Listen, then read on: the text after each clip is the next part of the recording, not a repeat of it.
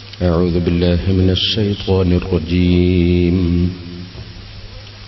بسم الله الرحمن الرحيم.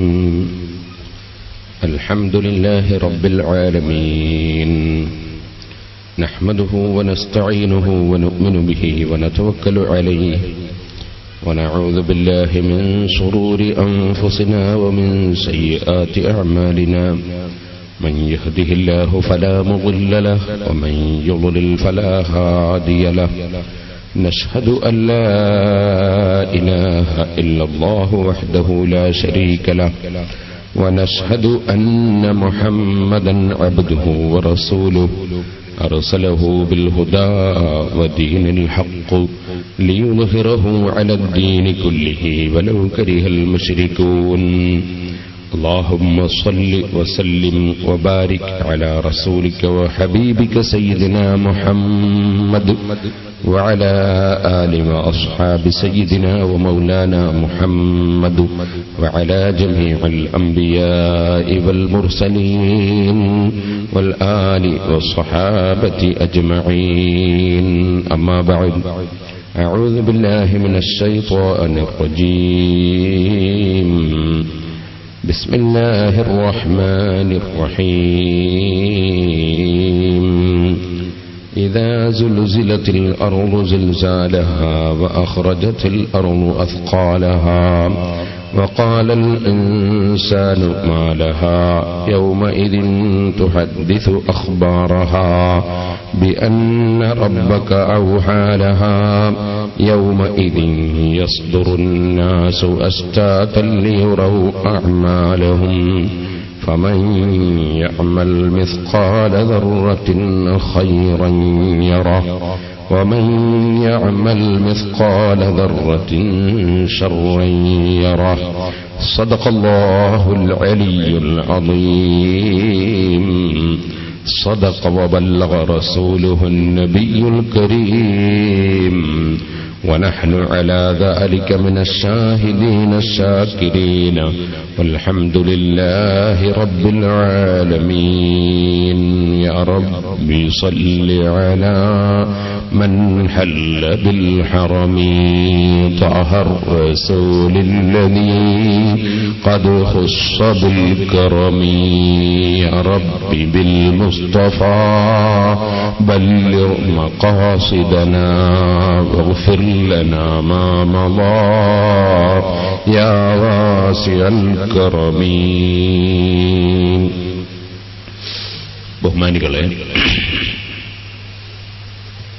അല്ലാഹുവിന്റെ മഹത്തായ അനുഗ്രഹം കൊണ്ട് ഇന്നലെ നാം പറഞ്ഞു വെച്ച പരലോകം എന്ന വിഷയത്തിന്റെ ബാക്കി ചില ഭാഗങ്ങൾ ചുരുങ്ങിയ സമയം സംസാരിക്കും. അല്ലാഹു എനിക്കും നിങ്ങൾക്കും പരലോകത്ത് ഉപകരിക്കുന്ന കാര്യങ്ങൾ പറയാനും കേൾക്കാനും ഉൾക്കൊണ്ട് ജീവിക്കാനും തൗഫീഖ് നൽകുമാറാകട്ടെ. മരണത്തെ സംബന്ധിച്ചാണ് നാം ഇന്നലെ പറഞ്ഞത്. മുഅ്മിനായ മനുഷ്യന്റെ മരണം സന്തോഷത്തിന്റെ മരണമാണ്. അവന്റേത് സന്തോഷത്തിന്റെ യാത്രയാണ്. വിദേശത്ത് നിന്ന് സ്വദേശത്തേക്കുള്ള യാത്ര. വിദേശത്ത് പോയവർക്ക് സ്വദേശത്ത് വരുമ്പോഴുള്ള സന്തോഷം അതിരറ്റതാണ്. സ്വദേശത്ത് നിന്ന് വിദേശത്തേക്ക് പോകുന്നവർക്കാണ് എപ്പോഴും ഇറങ്ങുന്ന സമയത്ത് ദുഃഖവും വിഷമവും ഉണ്ടാകാറുള്ളത്. ദുബായിൽ നിന്നും നാട്ടിലേക്ക് വരുമ്പോൾ ഉണ്ടാകുന്ന സന്തോഷം പറയേണ്ടതില്ല. നേരെ മറിച്ച് ഭാര്യയുടെയും മക്കളുടെയും കുടുംബങ്ങളുടെയും ഒക്കെ മുഖത്ത് നോക്കി ദുബായിലേക്ക് ഇറങ്ങിപ്പോകുമ്പോൾ ഉണ്ടാകുന്ന ദുഃഖവും പറയേണ്ടതില്ല. സ്വദേശത്തേക്കുള്ള യാത്രയാണ് മുഅ്മിനായ മനുഷ്യനെ സംബന്ധിച്ചിടത്തോളം മരണത്തിന്റെ യാത്ര. ബിശ്റ ബിറുവാനില്ലാഹി വകറാമതി.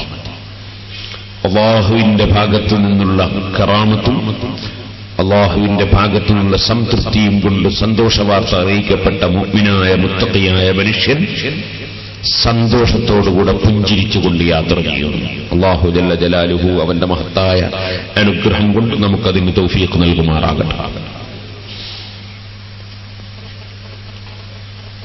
സാധാരണയായി ജമാഅത്ത് നിസ്കാരത്തിന് ബാങ്കും ഇഖാമത്തും ഉണ്ട്, അല്ലെങ്കിൽ അസ്സലാത്ത് ജാമിഅ എന്ന് വിളിച്ചു പറയൽ ഉണ്ട്. മയ്യിത്ത് നിസ്കാരത്തിന് അങ്ങനെയൊന്നും കാണുന്നില്ല. മയ്യിത്ത് നിസ്കാരത്തിന് അസ്സലാത്ത് ജാമിഅ എന്ന് പറയുന്നില്ല. മയ്യിത്ത് നിസ്കാരത്തിന് ബാങ്കും ഇഖാമത്തും നമ്മൾ കേൾക്കുന്നില്ല. എന്താണ് അതിന്റെ കാരണം? അതിന്റെ ഒരു കാരണം, നാം പ്രസവിക്കപ്പെട്ട ഉടനെ നമ്മുടെ വലത്തേ ചുവട്ടിൽ ബാങ്ക് കൊടുത്തിട്ടുണ്ട്, ഇടത്തേ ചുവട്ടിൽ ഇഖാമത്തും കൊടുത്തിട്ടുണ്ട്. പക്ഷെ ആ വകയിൽ ഒരു നിസ്കാരവും ഇവിടെ നടന്നിട്ടില്ല. ആ നിസ്കാരം നാം മരിച്ചതിന് ശേഷമാണ് നടക്കുന്നത്. അപ്പൊ മരണത്തിന്റെയും മനുഷ്യന്റെയും ഇടയിലുള്ള സമയം എത്രയാണ്? ബാങ്കും ഇഖാമത്തും കഴിഞ്ഞ് നിസ്കരിക്കാനുള്ള സമയം. ഇഖാമത്ത് കൊടുത്തു കഴിഞ്ഞാൽ നിസ്കരിക്കാൻ പിന്നെ വലിയ സമയം ഉണ്ടോ? ബാങ്കും ഇഖാമത്തും നേരത്തെ പ്രസവിക്കപ്പെട്ട ഉടനെ കൊടുത്തുപോയി. ഇനി നിസ്കരിക്കണമെങ്കിൽ മരിച്ചു കിട്ടണം എന്നത് മാത്രമേ ബാക്കിയുള്ളൂ. അപ്പം മരണം ചെറിയ സമയം മാത്രമാണ് മനുഷ്യന് ഉള്ളത്, ബാങ്കും ഇഖാമത്തും കഴിഞ്ഞ് നിസ്കരിക്കാനുള്ള സമയം. ആ മയ്യിത്ത് നിസ്കാരത്തിലേക്ക് മനുഷ്യൻ കടക്കുന്നത് മനുഷ്യന്റെ മരണത്തിന് ശേഷമാണ്. നമുക്ക് വേണ്ടി മയ്യിത്ത് നിസ്കരിക്കുന്നവർ നിസ്കരിക്കുന്നത് മരണത്തിന്റെ ശേഷമാണ്. ഇരിക്കട്ടെ സഹോദരന്മാര്, ഈ മരിക്കുന്ന സമയം നാം ജനിച്ച ഉടനെ അല്ലാഹു അക്ബർ, അള്ളാഹുവിന്റെ പേര് നമ്മുടെ കാതിൽ കേട്ടു. അല്ലാഹു അക്ബർ, അല്ലാഹു വലിയവനാണ്. നീ ഇവിടെ വരുന്നേ ഉള്ളൂ. ഇനി ചിലപ്പോ നീ ഒരുപക്ഷെ വലിയ പണ്ഡിതനാകാം, വലിയ മുതലാളിയാകാം, ഭരണകർത്താവാകാം, നീ വലിയ ഉദ്യോഗസ്ഥനാകാം, നീ രാജാവാകാം. പക്ഷേ നീ ഓർത്തോളണം, ആദ്യമായി നിന്നോട് പറയാനുള്ളത് അല്ലാഹു അക്ബർ, അല്ലാഹു വലിയവനാണ്, നീ വലിയവൻ അല്ല, ഒരിക്കലും നീ വലിയവൻ അല്ല. അല്ലാഹു അക്ബർ, അല്ലാഹു വലിയവനാണ്. ആദ്യമായി ഒരു കുട്ടിയുടെ ചവിട്ടിൽ കേൾപ്പിക്കുന്നത് അതാണ്, അല്ലാഹു അക്ബർ. ആ അല്ലാഹുവിന്റെ പേരും അവൻ വലിയവനാണ് എന്ന ആശയം അത് കേട്ടുകൊണ്ട് ജനിച്ച, അല്ലെങ്കിൽ ജനിച്ച ഉടനെ അത് കേട്ട് മനസ്സിലാക്കിയ മനുഷ്യൻ ഈ ഭൂമിയിൽ അവന് നിശ്ചയിക്കപ്പെട്ട സമയത്ത് അവന് യഥാർത്ഥ സൃഷ്ടാവും യഥാർത്ഥ ഭരണാധികാരിയുമായ അല്ലാഹു, ആ അല്ലാഹു നിശ്ചയിച്ചു കൊടുത്തതൊക്കെ അനുഭവിച്ച് അവൻ യാത്ര പോവുകയാണ്. ആ യാത്ര പോകുന്ന സമയത്ത് അവന്റെ ചുവട്ടിൽ കേൾപ്പിക്കുന്ന വാചകം ലാ ഇലാഹ ഇല്ലല്ലാഹ്. നേരത്തെ തുടങ്ങിയത് അല്ലാഹ്, ഇപ്പോൾ അവസാനിക്കാൻ പോകുന്നത് അല്ലാഹ്. ലാ ഇലാഹ ഇല്ലല്ലാഹ്, അല്ലാഹു അല്ലാതെ ആരാധിക്കപ്പെടാൻ അർഹൻ ഇല്ല. ഈ ലാ ഇലാഹ ഇല്ലല്ലാഹ് എന്ന കലിമയാണ് അവൻ ചൊല്ലേണ്ടത്. നേരത്തെ അവന്റെ അടുക്കൽ വെച്ച് അല്ലാഹു അക്ബർ എന്ന് ചൊല്ലി കേൾപ്പിച്ചതാണ്. അവൻ സംസാരത്തിന് അവൻ പ്രായമായിരുന്നില്ല. ഇപ്പോൾ സംസാരത്തിന് പ്രായമായി, കുറെ എന്തൊക്കെയോ സംസാരിച്ചു. ഇപ്പോൾ അവൻ സംസാരം നിർത്താൻ പോവുകയാണ്. ആ നിർത്തുന്ന സമാപനം ലാ ഇലാഹ ഇല്ലല്ലാഹ്, അല്ലാഹ് എന്ന പേര് അവസാനം ഉച്ചരിച്ചുകൊണ്ട് അവന്റെ സംസാരത്തിന് സമാപനം കുറിക്കാൻ സാധിക്കണം. അത് മറന്നുപോകാൻ സാധ്യതയുണ്ട്, പഠിച്ചവരോടും മറന്നുപോകാൻ സാധ്യതയുണ്ട്. കാരണം മനുഷ്യന് ഏറ്റവും മറതിയുണ്ടാവുക, മനുഷ്യന് ഏറ്റവും വിഷമം ഉണ്ടാകുന്ന സന്ദർഭത്തിലാണ്. അതുകൊണ്ട് തന്നെ ഈ ലോകത്ത് വീടും അതുപോലെ പറമ്പും കച്ചവടങ്ങളും ബിസിനസ്സുകളും ജോലികളും അതുപോലെ കെട്ടിടങ്ങളും അങ്ങനെ പലതും സമ്പാദിച്ചു വെച്ച മനുഷ്യൻ, ആ മനുഷ്യൻ ഈ ലോകത്തിന് വില കൽപ്പിച്ച് ജീവിച്ചവനാണെങ്കിൽ പാരത്രിക ലോകത്തിന് വേണ്ടതുപോലെ പ്രസക്തി നൽകാൻ സാധിക്കാത്തവനാണെങ്കിൽ അവനോട് ഇത് പറയാൻ അവൻ സമ്പാദിച്ചു വെച്ച വസ്തുക്കൾ, അവൻ ഇടപെട്ട കാര്യങ്ങളിൽ നിന്ന് വിട്ടുപിരിഞ്ഞു പോകുന്ന ദുഃഖം കൊണ്ട് മനസ്സ് പതറിപ്പോകുന്നതിനാൽ ലാ ഇലാഹ ഇല്ലല്ലാഹ് എന്ന് ചൊല്ലണം എന്ന് പഠിച്ചവനും അപ്പോൾ മറന്നുപോകാൻ സാധ്യതയുണ്ട്. അതേസമയം ഭൗതികമായ ലോകവുമായി വലിയ ബന്ധങ്ങളൊന്നും ഇല്ല.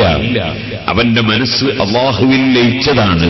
അവൻ ഈ ഭൂമിയിൽ ജീവിക്കുന്നുണ്ട്, പക്ഷേ ഈ ഭൂമിയിൽ അവൻ ജോലിയെടുക്കുന്നുണ്ട്, അവൻ ബിസിനസ് നടത്തുന്നുണ്ട്, അവൻ കൃഷി ചെയ്യുന്നുണ്ട്, അവൻ ഉദ്യോഗം വരിക്കുന്നുണ്ട്, അവൻ യാത്ര പോകുന്നുണ്ട്.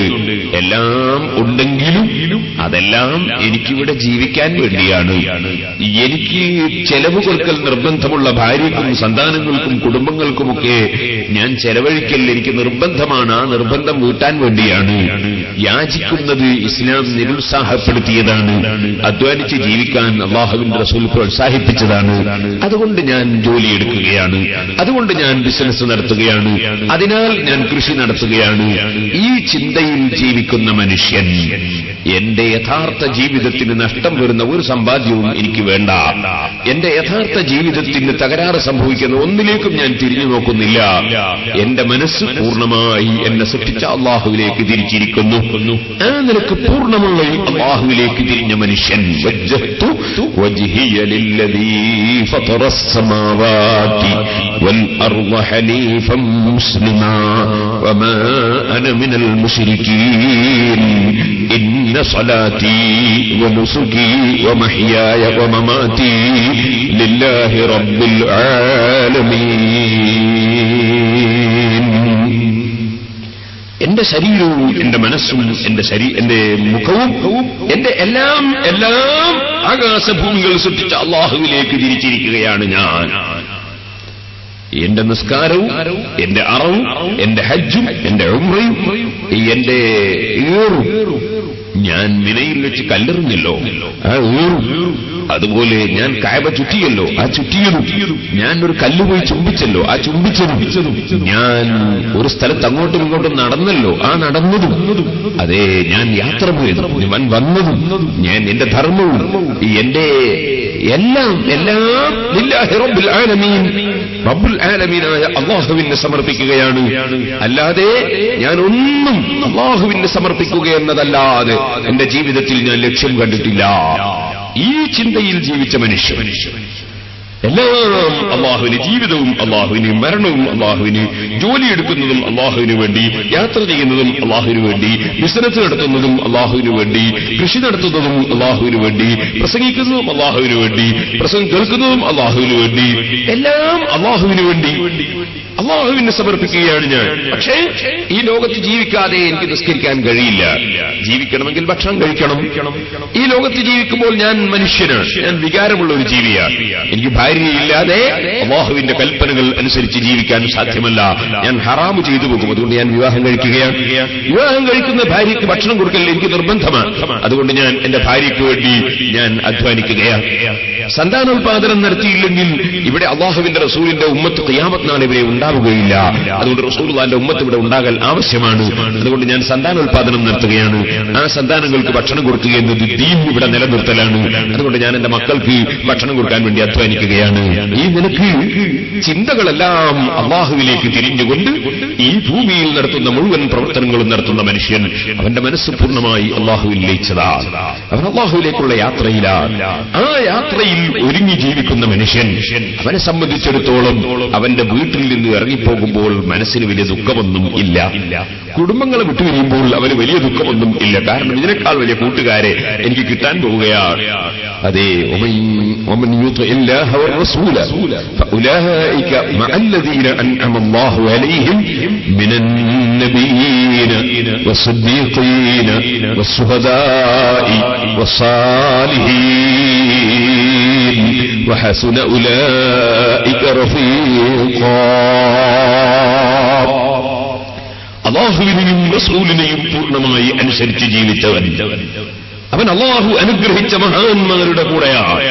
ഭൂമിയിൽ അവൻ ആ മഹാന്മാരെ പിന്തുടർന്നുകൊണ്ടുള്ള ജീവിതമാണ്. പാരത്രിക ലോകത്ത് ആ മഹാന്മാരോടുകൂടി കൂട്ടുജീവിതവുമാണ്.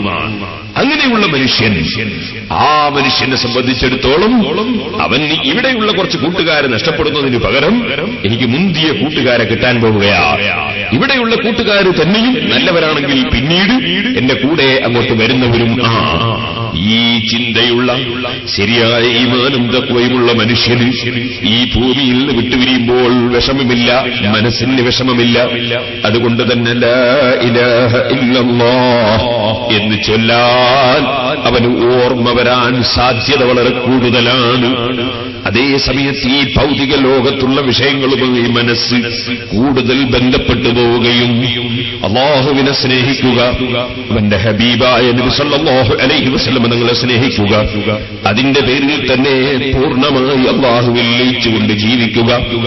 ഈ ചിന്ത വരാത്ത മനുഷ്യന് ഈ ഭൂമിലോകം വിട്ടുപിരിയുമ്പോൾ വല്ലാത്ത ദുഃഖമാണ്, വലിയ ബേജാറാണ്, പേടിയാണ്. അതുകൊണ്ട് തന്നെ അത്തരക്കാർക്ക് ഈ ബേജാറിനിടയിൽ ലാ ഇലാഹ ഇല്ലല്ലാഹ് എന്ന കലിമ ചൊല്ലാൻ മറന്നു പോവുക സ്വാഭാവികമാണ്. അവർക്ക് മറതി സംഭവിക്കാൻ സാധ്യത കൂടുതലാണ്. മഹാന്മാർക്കത് മറക്കാനുള്ള സാധ്യത കുറവാണ്. അതേസമയം മോശക്കാരായ ആളുകൾ വിട്ടുപിരിയുന്ന വിഷമത്തിൽ ഈ ദിക്റ് ചൊല്ലാൻ മറന്നുപോകാൻ സാധ്യത കൂടുതലാണ്. അതുകൊണ്ട് തന്നെ നമ്മോട് അല്ലാഹുവിന്റെ റസൂലിന്റെ കൽപ്പന ലഖ്നൂ മൗതാകും ലാ ഇലാഹ ഇല്ലല്ലാഹ്. ആ സമയത്ത് ഒരു ലാ ഇലാഹ ഇല്ലല്ലാഹ് എന്നത് ഈ വിട്ടുപിരിയുന്ന ദുഃഖവും വേദനയും അനുഭവിക്കാത്ത ജീവിച്ചിരിക്കുന്ന ആരോഗ്യമുള്ള ജനങ്ങളുണ്ടല്ലോ, നിങ്ങളൊന്നങ്ങ് ഓർമ്മിപ്പിച്ചു കൊടുത്തേക്കണം. ലഖ്നൂ മൗതാകും ലാ ഇലാഹ ഇല്ലല്ലാഹ്. മരിക്കുന്നവർക്ക് നിങ്ങൾ ലാ ഇലാഹ ഇല്ലല്ലാഹ് ചൊല്ലിക്കൊടുക്കണം. അപ്പൊ അയാൾക്ക് ഓർമ്മ വരും, അയാൾ ചൊല്ലേണ്ട ദിക്റ് അദ്ദേഹത്തിന് ഓർമ്മ വരും. അങ്ങനെ ഓർമ്മ വരിക അതൊരു ഉപകാരമാണല്ലോ. എല്ലാവരും പരസ്പരം ഉപകാരം ചെയ്തല്ലേ ജീവിക്കേണ്ടത്, സഹായിച്ചുകൊണ്ടല്ലേ ജീവിക്കേണ്ടത്, സഹായം വേണ്ടാന്നല്ലല്ലോ പറയേണ്ടത്. അപ്പൊ തആവനൂ അലൽ ബിർരി വത്തഖ്വാ വലാ തആവനൂ അലൽ ഇസ്മി വൽ ഉദ്വാൻ. നല്ല കാര്യത്തിന് സഹകരിക്കുകയല്ലേ വേണ്ടത്. അതുകൊണ്ട് ആ മരിക്കുന്ന മനുഷ്യനോടൊരു സഹകരണം, അതാണ് ലാ ഇലാഹ ഇല്ലല്ലാഹ് എന്ന ദിക്ർ അവന്റെ മുൻപിൽ വെച്ച് നമ്മൾ ചൊല്ലുക. അത് കേൾക്കുമ്പോൾ അവനങ്ങ് ചൊല്ലൂ എന്ന് പറയണ്ട, ചൊല്ലൂ എന്ന് പറയണ്ട. കാരണം അദ്ദേഹത്തിന്റെ ഈ മനോവേദനയിൽ ലാ ഇലാഹ ഇല്ലല്ലാഹ് എന്ന് ചൊല്ലൂ എന്ന് നമ്മൾ പറഞ്ഞിട്ട് അവൻ എന്തെങ്കിലും വേണ്ടാത്തത് നാവുകൊണ്ട് ഇപ്പൊ മിണ്ടല്ല എന്നോ അല്ലെങ്കിൽ നിങ്ങൾ മിണ്ടാതെ പൊയ്ക്കൊന്നോ എന്തെങ്കിലും പറഞ്ഞു പോയാൽ ആ ലാ ഇലാഹ ഇല്ലല്ലാഹയോടൊരു അദബുകേടായി പോകുമല്ലോ. അതുകൊണ്ട് ചൊല്ലൂ എന്ന് പറയണ്ട, മറിച്ച് അവന്റെ മുന്നിൽ വെച്ച് ചൊല്ലിയാൽ തന്നെ തൗഫീഖുള്ളവർക്ക് അത് ഓർമ്മയാകും എന്നതാണ് അഷ്റഫുൽ ഖൽഖ് സല്ലല്ലാഹു അലൈഹി വസല്ലം തങ്ങൾ നമ്മെ പഠിപ്പിക്കുന്നത്. അർഹമർ റഹീമായ റബ്ബ് ആ ദിക്ർ ചൊല്ലി മരിക്കാൻ നമുക്ക് തൗഫീഖ് നൽകുമാറാകട്ടെ. സഹോദരന്മാരെ, ആ ലാ ഇലാഹ ഇല്ലല്ലാഹ് എന്ന ദിക്ർ വേർപാടിന്റെ ദുഃഖം കൊണ്ട് മറന്നുപോകാൻ സാധ്യതയുള്ളതിനാൽ ഓർമ്മിപ്പിക്കണം എന്നും ഹദീസിൽ പഠിപ്പിച്ചു. ഇത് തന്നെയാണ് ശേഷവും നിങ്ങൾക്ക് കാണാം. മരണത്തിന് ശേഷം ഒരു മനുഷ്യൻ, ആ മരിക്കുന്ന മനുഷ്യൻ മുഅ്മിനായ മനുഷ്യനാണെങ്കിൽ ഖദ്ദിമൂനി ഖദ്ദിമൂനി ഖദ്ദിമൂനി, അവന്റെ ശരീരത്തിൽ നിന്ന് ആത്മാവ് വിട്ടുപിരിഞ്ഞതിന് ശേഷം എന്നെ നിങ്ങൾ വേഗം കൊണ്ടുപോയി മറവ് ചെയ്യണമെന്ന് മയ്യിത്ത് വിളിച്ചു പറയുമെന്ന് മുഹമ്മദുർ റസൂലുള്ളാഹി സല്ലല്ലാഹു അലൈഹി വസല്ലം പറയുന്നു. അപ്പൊ നിങ്ങൾ ചോദിക്കും, നമ്മളത് കേൾക്കുന്നില്ലല്ലോ. നിങ്ങളെ എല്ലാം കേൾപ്പിക്കാൻ അല്ലാഹു തീരുമാനിച്ചിട്ടില്ല, നിങ്ങൾക്കെല്ലാം കാണിച്ചു തരാനും അല്ലാഹു തീരുമാനിച്ചിട്ടില്ല. കേൾവിയുണ്ടാക്കുന്നവൻ അല്ലാഹയാണ്, കാഴ്ച തരുന്നവൻ അല്ലാഹയാണ്. അല്ലാഹയല്ലാതെ കേൾപ്പിക്കുന്നവനും കാണിക്കുന്നവനും ഇല്ല. കാതുള്ളവരെല്ലാവരും കേൾക്കുന്നുണ്ടോ? ഇല്ല.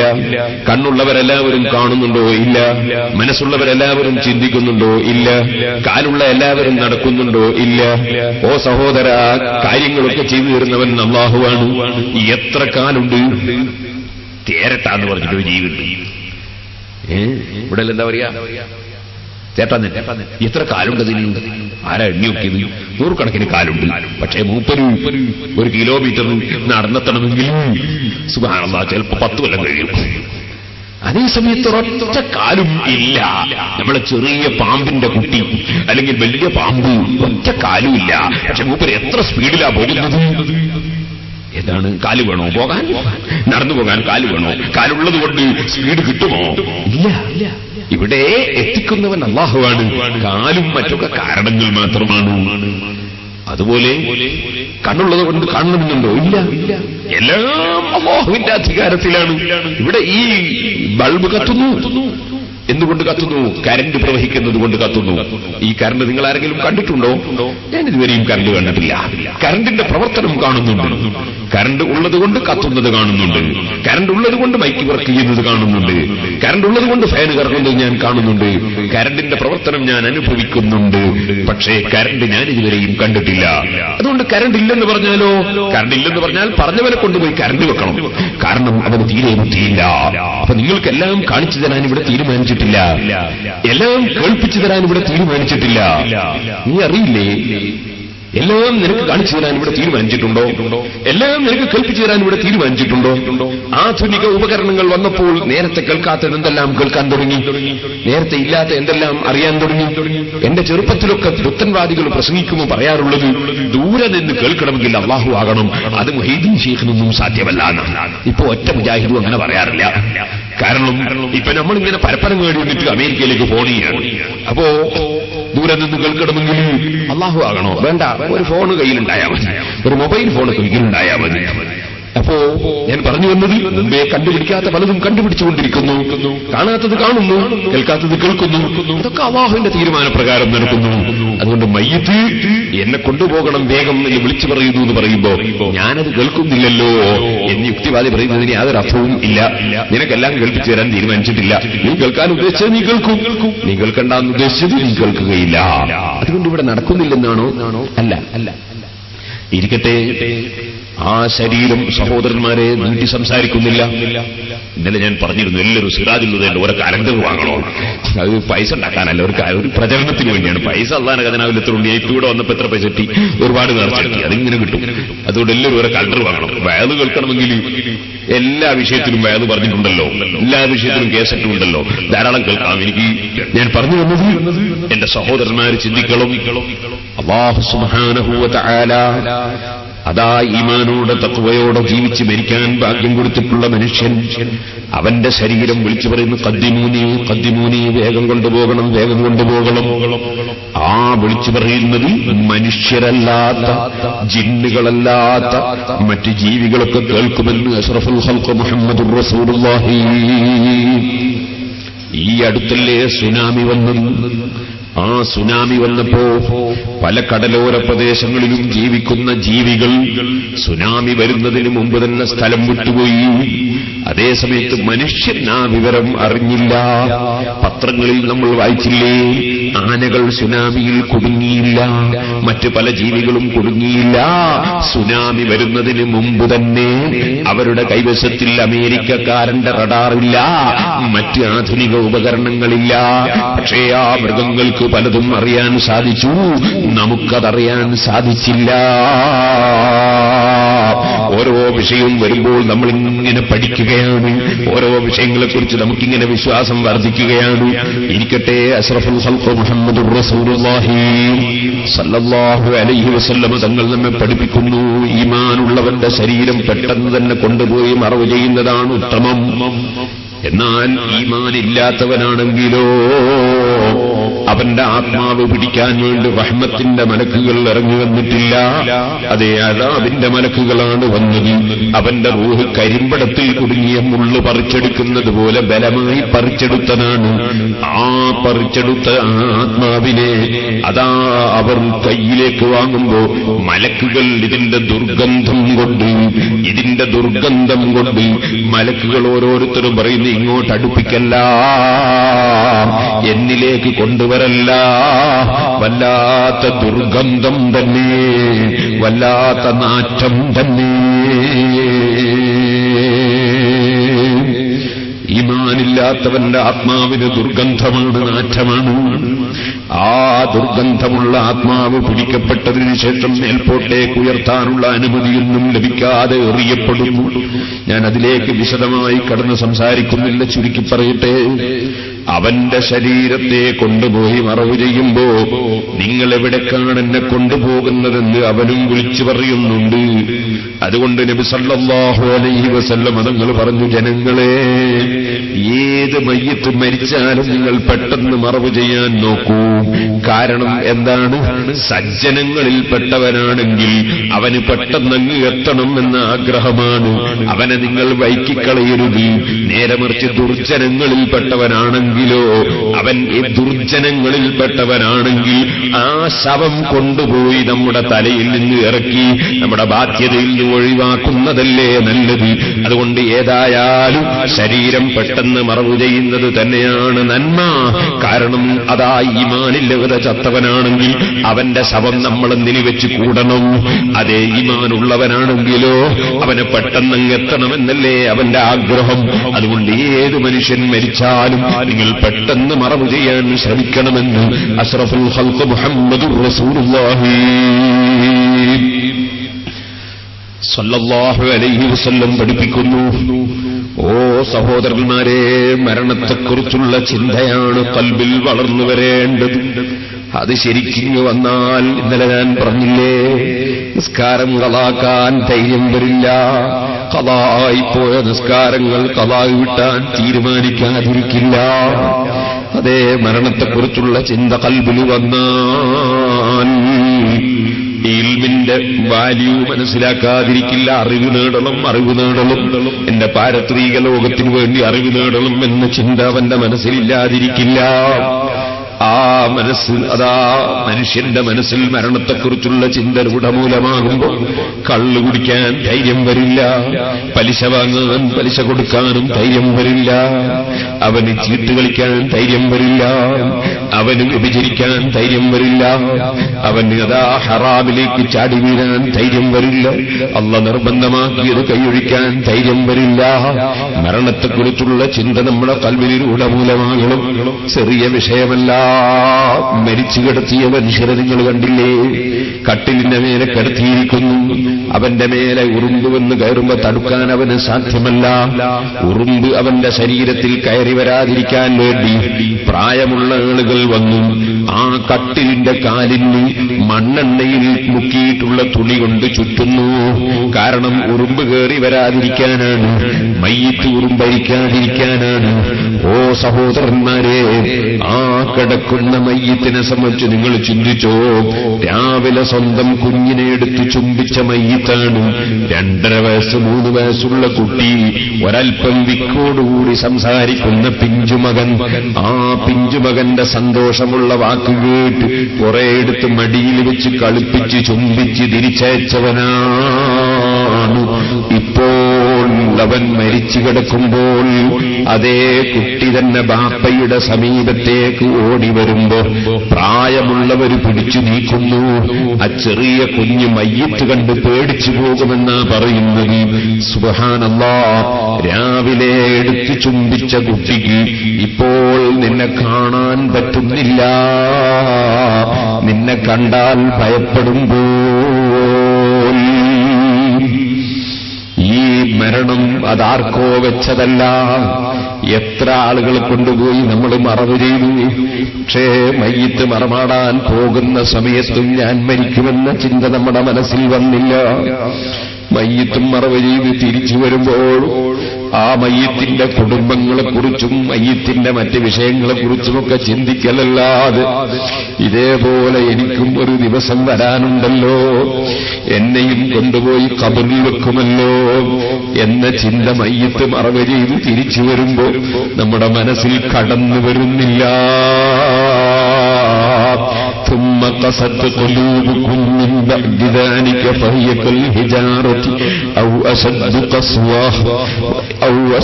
قسوة وإن من الحجارة لما يتفجر منه الأنهار وإن منها لما يشقق فيخرج منه الماء وإن منها لما يهبط من خشية الله. ഓ മനുഷ്യ, ഉറച്ചുപോയ മനസ്സുള്ള മനുഷ്യ, പാറ പോലെ ഉറച്ച മനസ്സുള്ള മനുഷ്യ, നിന്റെ മനസ്സ് മയ്യിത്തും മറവ് ചെയ്ത് തിരിച്ചു വരുന്ന സമയത്തും മനസ്സൊന്ന് പൊട്ടിയില്ലല്ലോ. ഒരുപാട് വയല് കേട്ടിട്ടും നിന്റെ മനസ്സിന് മാറ്റം വന്നില്ലല്ലോ. നീ എന്ത് ചെയ്തിട്ടും നിന്റെ മനസ്സിന് മാറ്റം വരുന്നില്ലല്ലോ. അല്ലാഹു അവന്റെ ഖുർആനിൽ പറഞ്ഞു, മാറ്റം വരാത്ത മനസ്സിന്റെ വക്താക്കളെ സംബന്ധിച്ച് ഫഹീഖുൽ ഹിജാറത്തി, കല്ലുപോലെയുള്ള മനസ്സ് പോരാ. കല്ലുപോലെ എന്ന് പറഞ്ഞുകൂടാ. കല്ലുകളെ കൂട്ടത്തിൽ പൊട്ടിക്കീറി വെള്ളം വരുന്ന കല്ലുകളുണ്ട്.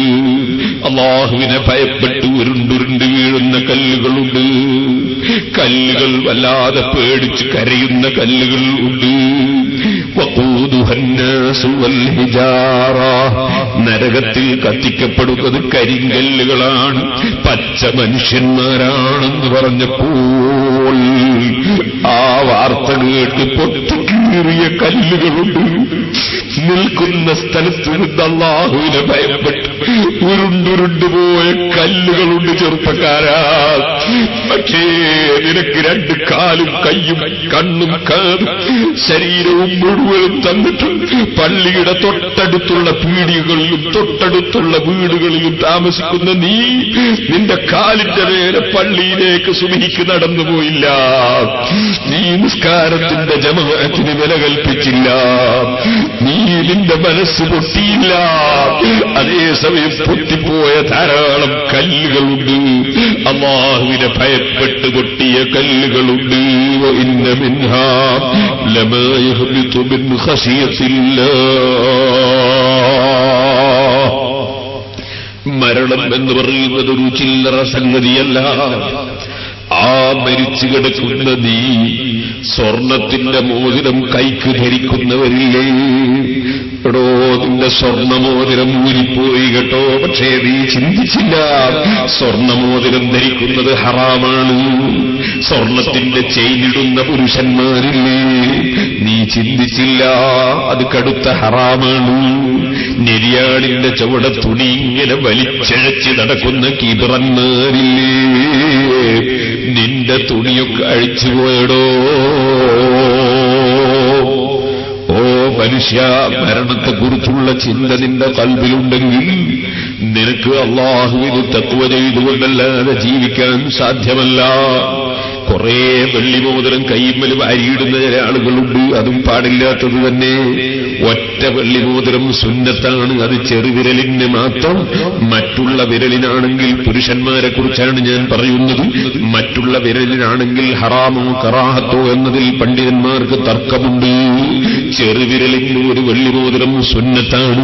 അത് വലത്ത് ഭാഗത്തുള്ള ചെറുവിരലിനുമാകാം, ഇടത് കൈയിന്റെ ചെറുവിരലിനുമാകാം. വലത്തേതാണ് ഏറ്റവും ഉത്തമം.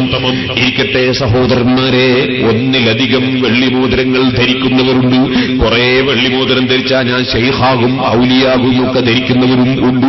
വിഡ്ഢിത്തമാണ് മനുഷ്യ. ഒന്നിലധികം വെള്ളിമോതിരം ധരിക്കുന്നത് ഹറാമാണെന്ന് തന്നെ പറഞ്ഞവരുണ്ട് കേട്ടോ. സ്ത്രീകൾക്ക് ഇത് ബാധകമല്ല, അവർക്ക് സ്വർണമോതിരം തന്നെ ധരിക്കാം, സ്വർണത്തിന്റെ ആഭരണങ്ങൾ ധരിക്കാം. സ്ത്രീകൾക്ക് ഇത് ബാധകം അല്ല. ഇതുപോലെ സ്ത്രീകൾക്ക് അവരുടെ ഭർത്താക്കന്മാര് നാട്ടിലുണ്ടെങ്കിൽ മൈലാഞ്ചിയിടാം, അത് വിരോധമില്ല. പക്ഷേ കൈക്കും കാലിനും ഒക്കെ ചില പുരുഷന്മാര് മൈലാഞ്ചിട്ടത് കാണുന്നുണ്ട്, ഹറാമാണ് മോനെ. നിന്റെ നഖത്തിന് നീ മൈലാഞ്ചിയിടണ്ട, നിന്റെ കാലിന് നീ മൈലാഞ്ചിയിടണ്ട. നിന്റെ താടിയും മറ്റും നരച്ചിട്ടുണ്ടെങ്കിൽ ആ നരച്ച താടിക്ക് മൈലാഞ്ചിയിടുന്നതിന് വിരോധം ഇല്ല. ഇത് ഒരുപക്ഷേ നല്ലതാണ്. അതല്ലാതെ നിന്റെ കാലിനും കൈക്കും നഖത്തിനുമൊന്നും മൈലാഞ്ചിയിടാൻ പോകണ്ട. അത് സ്ത്രീകളുടെ വേഷമാണ്, അത് പുരുഷന്മാർക്കുള്ളതല്ല. ഞാൻ അതിലേക്കൊന്നും ഇപ്പൊ കടക്കുന്നില്ല, മസ്അല പറയൽ എന്റെ ലക്ഷ്യമല്ല. ഇടക്കൊന്ന് ഓർമ്മ വന്നപ്പോഴെന്ന് പറഞ്ഞതാണ്. ഓ സഹോദരന്മാരെ, നിങ്ങൾ ചിന്തിക്കണം. ഇവിടെ ജീവിക്കുന്ന സമയത്ത് ഹലാലും ഹറാമും മാത്രം ചിന്തിച്ച് ജീവിക്കാൻ മനുഷ്യന് പ്രചോദനം നൽകുന്ന ഏറ്റവും വലിയ കാര്യം മരണത്തെക്കുറിച്ചുള്ള ചിന്ത തന്നെ. അക്സിറൂ ദിക്റ ഹാദിമിൽ ലദ്ദാത്ത്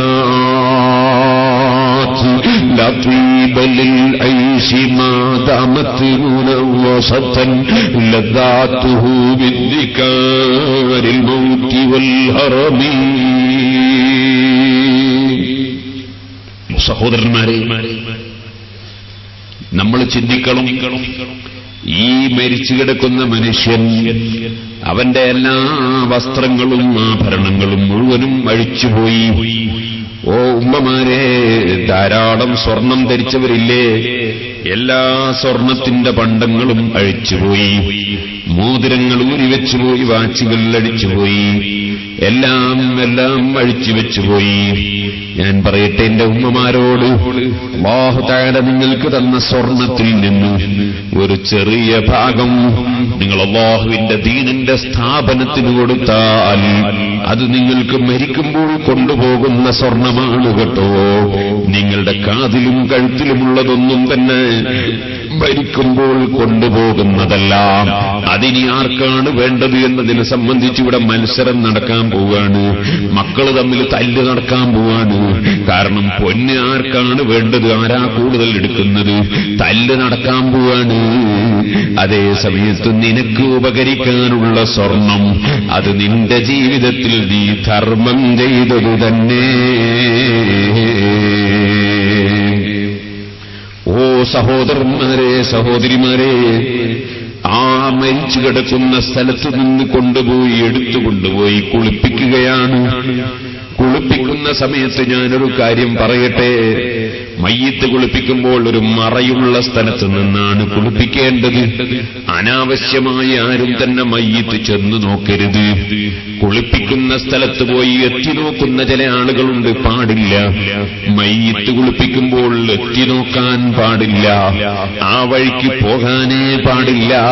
കുളിപ്പിക്കുന്ന വ്യക്തിയും അദ്ദേഹത്തെ സഹായിക്കുന്ന വ്യക്തിയും ആരാണോ അവർ മയ്യിത്തിന്റെ സമീപത്ത് നിൽക്കുകയല്ലാതെ വേറെ ആരും മയ്യിത്ത് കുളിപ്പിക്കുന്ന സ്ഥലത്ത് പോയി എത്തി നോക്കരുതെന്ന് ഞാൻ പ്രത്യേകം ഓർമ്മപ്പെടുത്തുകയാണ്. നിങ്ങൾ ബാത്റൂമിലിരിക്കുമ്പോ, നിങ്ങൾ കക്കൂസിലിരിക്കുമ്പോ നിങ്ങളെ എത്തി നോക്കുന്നത് നിങ്ങൾ ഇഷ്ടപ്പെടുമോ, നിങ്ങൾ പൊരുത്തപ്പെടുമോ? മരിച്ചു കിടക്കുന്ന മനുഷ്യന് അതിന്റെ ശരീരം മറ്റുള്ളവർ നോക്കുന്നതും കാണുന്നതും അവൻ ഇഷ്ടപ്പെടുമോ? എന്തിനാണ് മരിച്ച മയ്യിത്ത് കുളിപ്പിക്കുമ്പോൾ ചിലരെത്തി നോക്കാൻ പോകുന്നത്? പാടില്ല, കടുത്ത തെറ്റാണെന്ന് ഞാൻ പ്രത്യേകം ഉണർത്തട്ടെ. ഒരു കാര്യം കൂടി പറയുന്നു, ഇവിടെയുണ്ടോ എന്നെനിക്കറിയില്ല. ചില പ്രദേശങ്ങളിൽ മയ്യിത്ത് കാണാൻ വേണ്ടി വെക്കുന്ന ഒരു ഏർപ്പാടുണ്ട്. മരിച്ച മയ്യിത്ത് എങ്ങനെയാ കിടത്തേണ്ടത്? മരിച്ച മയ്യിത്ത് കിടത്തേണ്ടത് ശരീരം മുഴുക്കി ഒരു നേരിയ തുണി കൊണ്ട് പുതച്ചിട്ടാണ്. നേരിയ തുണിയാകണം എന്ന് പറയുന്നത് മയ്യിത്തിന് ചൂട് വർദ്ധിച്ചു പോകാതിരിക്കാനാണ്. കട്ടിയുള്ള തുണിയാകുമ്പോൾ ചൂടായി പോകും. അതിനുവേണ്ടിയാണ് നേരിയുള്ള തുണിയാകണമെന്ന് പറഞ്ഞത്. ആ നേരിയ തുണിയുടെ ഒരു ഭാഗം കാലിന്റെ ചുവടയും മറ്റേ ഭാഗം തലയുടെ ചുവടയുമാക്കി വെക്കണമെന്നാണ് പണ്ഡിതന്മാര് പറയുന്നത്. അവന്റെ വയറ്റിന്റെ മേലെ ഒരൽപ്പം വെയിറ്റുള്ള സാധനം എടുത്തു വെക്കണമെന്നാണ്. അത് വയറ്റിലുള്ള മ്ലേച്ഛ വസ്തുക്കളൊക്കെ പുറത്തേക്ക് പോകാൻ വേണ്ടിയാണ്. അതോടുകൂടെ തന്നെ അവിടെ സുഗന്ധമുണ്ടാകുന്ന വല്ലതും ഉപയോഗിക്കണമെന്നാണ്. എന്നാൽ ഞാൻ പറയട്ടെ, മരിച്ച മയ്യിത്ത് കാണുക എന്നതൊരു പ്രത്യേകം സുന്നത്തല്ല. ഇപ്പോൾ എവിടെ ചെന്നാലും ഏരാല് മരിച്ചാലും എല്ലാവരും കാണണം എന്നൊരു ചിന്ത നമ്മുടെ സമുദായത്തിൽ വളരുന്നുണ്ട്. എവിടുന്നാണത് വന്നതെന്ന് എനിക്കറിയില്ല. മയ്യിത്ത് കാണൽ പ്രത്യേകം സുന്നത്തുള്ള കാര്യമല്ല, പ്രത്യേകം കൽപ്പിക്കപ്പെട്ട വിഷയമല്ല. അതുകൊണ്ടൊരാൾ മരിച്ചാൽ അദ്ദേഹത്തെ ഒരു നോക്ക് കാണണം എന്ന ചിന്ത നമ്മുടെ മനസ്സിൽ നിന്ന് ഒഴിവാക്കേണ്ടതാണ്.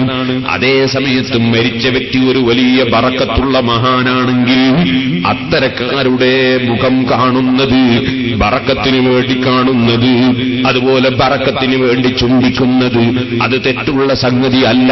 പക്ഷേ അത്തരത്തിലുള്ള മഹാന്മാരെ ചുംബിക്കാൻ അവസരം കൊടുത്താൽ മയ്യിത്തിനെ ജനങ്ങളെല്ലാം കൂടി ബുദ്ധിമുട്ടിച്ചു കളയും. അതുകൊണ്ട് അത്തരം ബുദ്ധിമുട്ടുണ്ടാകുന്ന വിധത്തിൽ ഒട്ടാകാനും പാടില്ല. അഷ്റഫുൽ ഖൽഖ് സല്ലല്ലാഹു അലൈഹി വസല്ലം തങ്ങൾ വഫാത്തായപ്പോ ഐസ ബീവി റളിയല്ലാഹു അൻഹയുടെ റൂമിലാണ് കിടത്തിയത്. മുസജ്ജം ബിബുർദി ഹിബ്റത്തിൻ, ഒരു തുണി കൊണ്ട് പുതച്ചിട്ടാണ് കിടത്തിയത്. ആ കിടത്തിയ സമയത്ത് ബഹുമാനപ്പെട്ട സയ്യിദുനാ അബൂബക്കർ സിദ്ദീഖ് റളിയല്ലാഹു അൻഹു അല്ലാഹുവിന്റെ റസൂലിന്റെ എല്ലാ രംഗങ്ങളിലും ഒരുപോലെ കൂട്ടിനുണ്ടായിരുന്ന ഏറ്റവും പ്രിയപ്പെട്ട, ഏറ്റവും അടുത്ത കൂട്ടാളിയായ, ഏറ്റവും മുതിർന്ന അനുയായിയായ സയ്യിദുനാ അബൂബക്കർ സിദ്ദീഖ് റളിയല്ലാഹു അൻഹു അതാ കുതിരപ്പുറത്ത് വന്നു നോക്കുമ്പോൾ ഉമർ ഇബ്നുൽ ഖത്താബിന്റെ മനസ്സ് തെറ്റിപ്പോയിരിക്കുന്നു.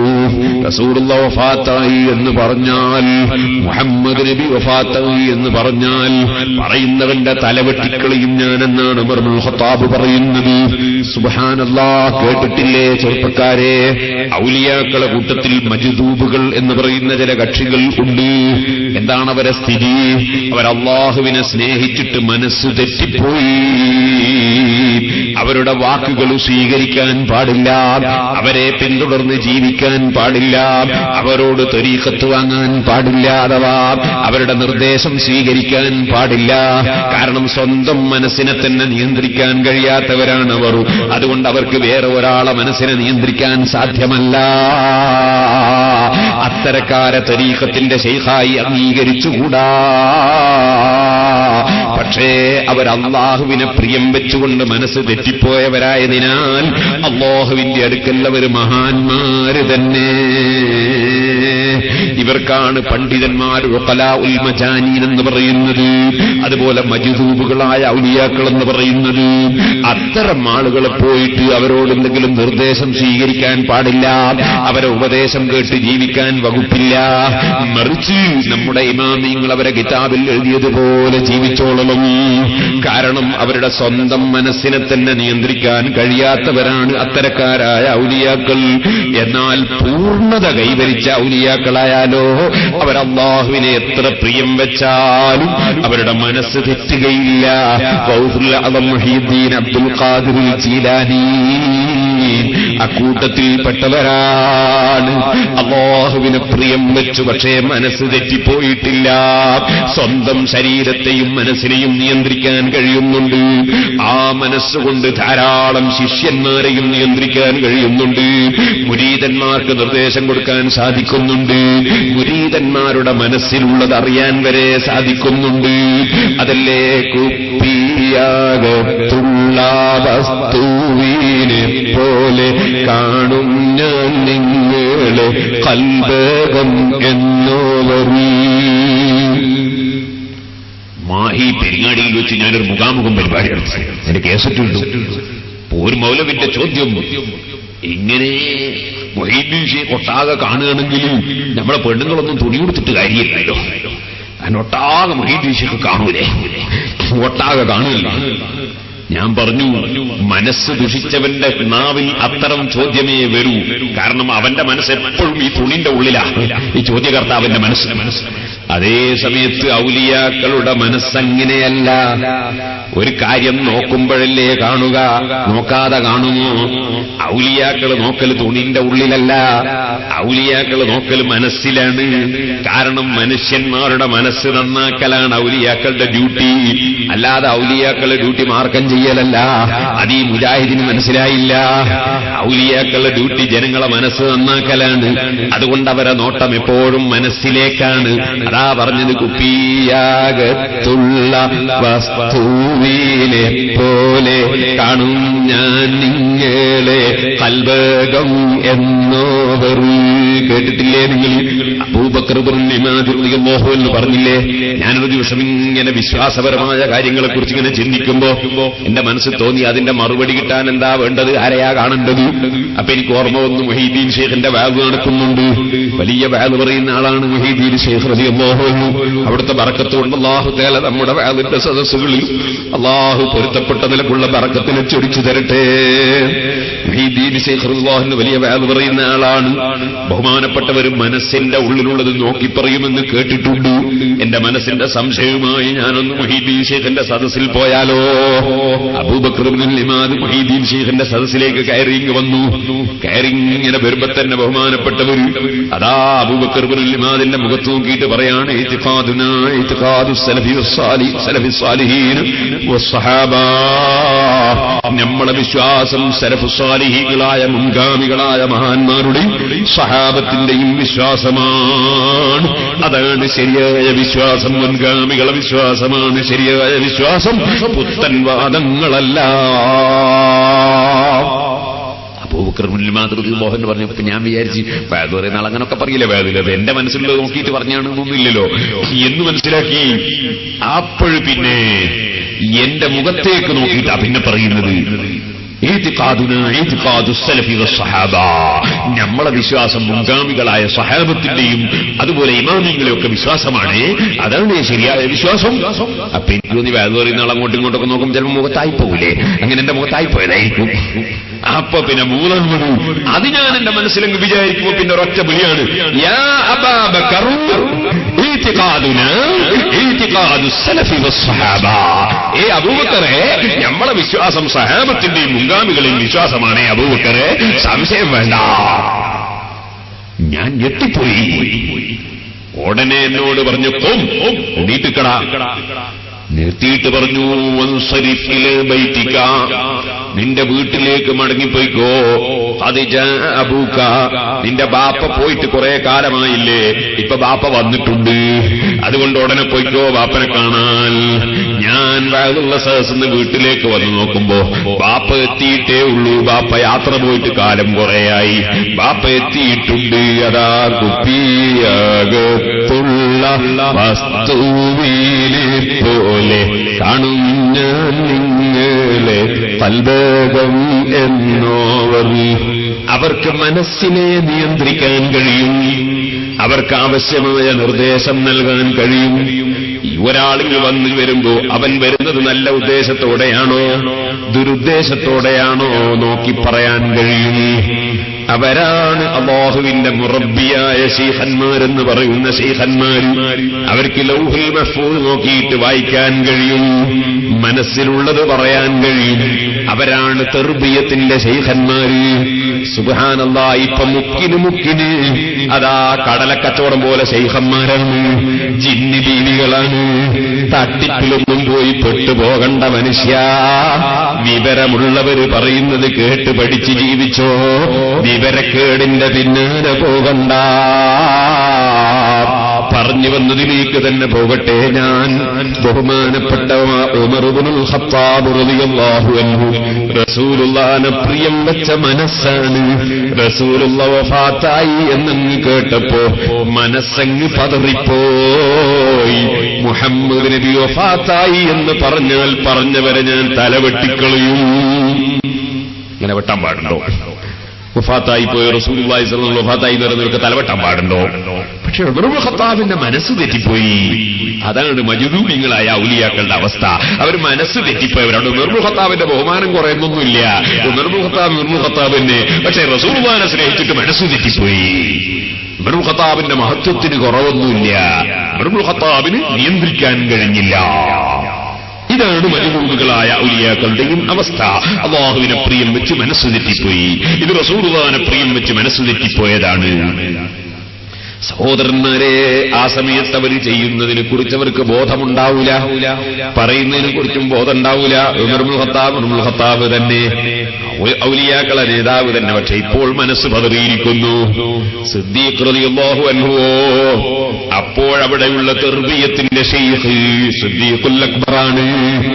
ഉമർ ഇബ്നുൽ ഖത്താബിനെ അടക്കം നിയന്ത്രിക്കാനുള്ള മനക്കരുത്തും നിയന്ത്രിക്കാനുള്ള ഇൽമും റസൂലുള്ളാഹി സ്വല്ലല്ലാഹു അലൈഹി വസല്ലം തങ്ങളെ കിടത്തിയ സ്ഥലത്ത് വന്ന് മുഖത്ത് നിന്ന് തുണിയൊന്ന് നീക്കി, എന്നിട്ട് ഒന്ന് ചുംബിച്ചു. തല ഉയർത്തുന്ന സമയത്ത് കണ്ണിൽ നിന്ന് വെള്ളമുറ്റിപ്പോയി. സ്നേഹമാണ്. ഇങ്ങനെ നോക്കിയതും ചുംബിച്ചതും ബുഖാരിയിലുണ്ട്. അത് ബറക്കത്തിന് വേണ്ടിയാണ്. അത്തരം ബറക്കത്തുള്ള മഹാന്മാരുടെ മുഖം കാണുകയോ ചുംബിക്കുകയോ റസൂലുള്ളാഹിനെ പോലെ ആരുമില്ലെങ്കിലും അവിടുത്തെ ബറക്കത്തിൽ ലഭിച്ച ആലിമീങ്ങളെയോ അതുപോലുള്ള സയ്യിദന്മാരെയോ വല്ലവരും മരിച്ചിട്ട് മുഖം കണ്ടാൽ അത് തെറ്റാണെന്ന് നിങ്ങൾ പറയണ്ട. അത് ബറക്കത്തിന് വേണ്ടിയുള്ളതാണ്. ഇതുപോലെ ബാപ്പ മരിച്ചിട്ട് മകൻ പോയിട്ടൊന്ന് കണ്ടാൽ അത് തെറ്റാണെന്ന് പറയണ്ട. മകന് കാണിക്കാതിരിക്കണ്ട. അതേ സമയത്ത് ഒരു ബന്ധവുമില്ലാത്ത ആളുകൾ വന്ന് മയ്യിത്തിന്റെ തുണി നീക്കിയിട്ട് നോക്കലിന്റെ ആവശ്യത്തിനാണ്. അങ്ങനെ ഒരു പ്രത്യേക ആവശ്യം ഇല്ല, പ്രത്യേകം സുന്നത്ത് ഇല്ല. അതുകൊണ്ടൊരു കാര്യം കിട്ടാനുമില്ല.